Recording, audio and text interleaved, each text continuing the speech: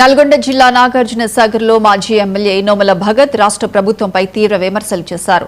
ఉన్న నీటిని సద్వినియోగం చేసుకోలేని పరిస్థితి నెలకొందని ఆరోపించారు. శ్రీశైలం నుంచి వస్తున్న నీటిని ఎలా వినియోగించుకోవాలో తెలియని మంత్రులు ఒడిశాకు నీళ్లు ఇవ్వలేమని ప్రకటించడం వారి అసమర్థతకు నిదర్శనమని విమర్శించారు. రైతుల సమస్యలు పరిష్కరించకుండా ప్రభుత్వం యాగాలు పేరుతో రైతులను మోసం చేసే కుట్ర చేస్తోందని నోముల భగత్ ఆరోపించారు.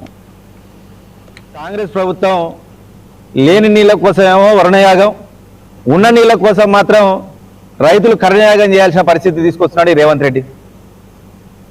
దూరాల నుంచి శ్రీశైలంకి 2 లక్షల క్యూసెక్ల పైగా నీళ్లు వస్తుంటే, పవర్ జనరేషన్ కోసం దాదాపు 50,000 క్యూసెక్ల పైగా శ్రీశైలం నుంచి కిందికి వదులుతుంటే, వీళ్ళు ఈరోజు ఒడిశాకు మాత్రం మీ నీళ్లు అని చెప్పి వాటర్లో నీళ్లు కలిపే మంత్రి కుమటిరెడ్డి ఒకవైపు, మా ఉత్తమ్ కుమార్ రెడ్డి ఒకవైపు, ఇద్దరు కూడా నీళ్ళు ఇచ్చే ప్రసక్తే లేదంటాడు.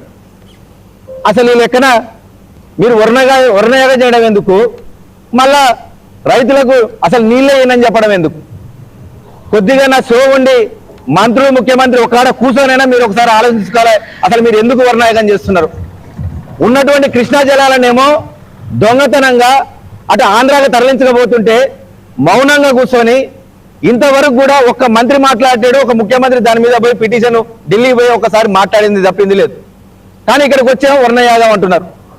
గతంలో బీఆర్ఎస్ హయాంలో ఇదే నాగార్జున సాగర్ డ్యాంలో 510 అడుగులు ఉన్నప్పుడు ఒరిస్సా కోసం ఇక్కడ ఎడంకాల రైతులకు దాదాపు 12 లక్షల ఎకరాలకు మేము నీళ్ళు అందించిన మేము బీఆర్ఎస్ పార్టీ వాళ్ళం.